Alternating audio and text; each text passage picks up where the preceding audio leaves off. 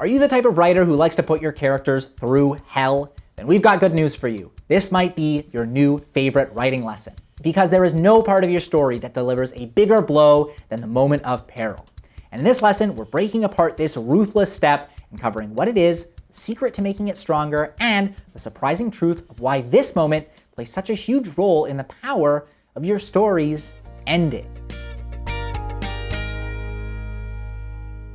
This video is a lesson from a full free mega course on our website. If you're ready to supercharge your storytelling, click the link in the description and start your journey today. This video is also part of a series, so if you haven't watched the previous videos, there are links down below.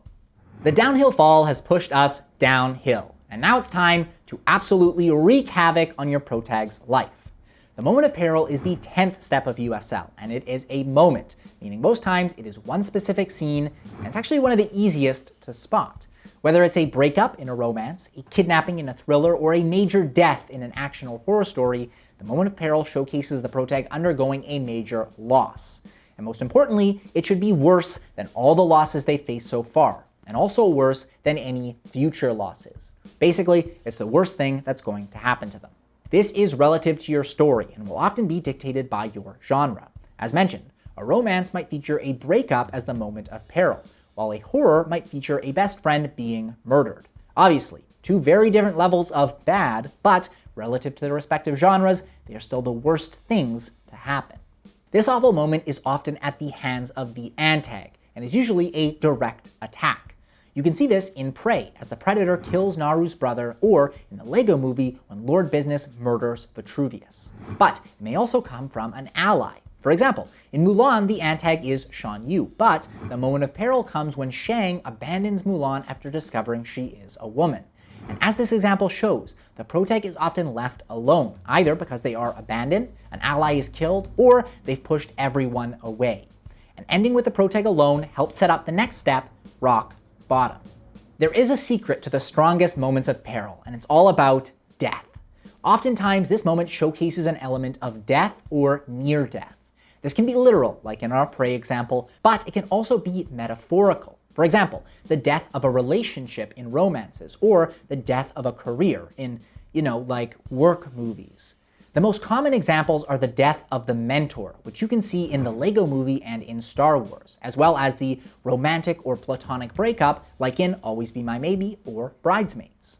Near death also works. You can see this in our Mulan example. When Mulan's disguise is discovered, she's sentenced to death. Luckily, Shang spares her, making this a near-death moment of peril. But, as the example also shows, you can definitely have more than one element of death or near death in your moment of peril, and the best ones work on multiple levels. In Mulan, there is a literal near death when Shang spares Mulan's life, but also a metaphorical death of their professional relationship, since Mulan is kicked out of Shang's unit. If you have any examples of moments of peril with some huge elements of death, or multiple ones, let us know in the comments. The moment of peril may also make the goal seem impossible to accomplish. It makes us feel like the protag just doesn't have what it takes, or that the Antag is just too powerful. There's actually a good reason for this. It actually helps with the ending of your story. Wait, don't we have like 5 more steps to go? Yes, but the moment of peril is linked with the story climax. You can picture the moment of peril as a deep hole, and the story climax as a high mountain.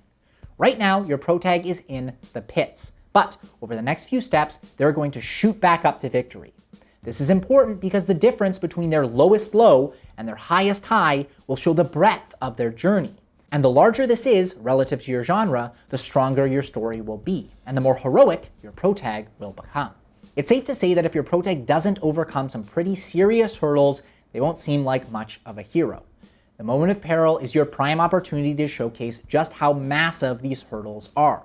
Show us the world-dominating Antag they're trying to defeat, or the completely corrupt system they are trying to fix. Make it as awful as you can imagine, and then make it even more awful than that. And then you'll have a wonderfully wicked moment of peril. That brings us to the end of this lesson. You should now have a good understanding of what the moment of peril is, how it should contain an element of death or near death, and how a powerful moment of peril can actually boost the power of your story climax. But if you really want to rip apart the moment of peril, the extended version of this lesson covers a trick to ensuring you picked the right moment of peril for your story, how to use this moment in stories with multiple pro tags, and brings it all together with an in-depth example of the 2018 romantic dramedy To All the Boys I've Loved Before. See you there.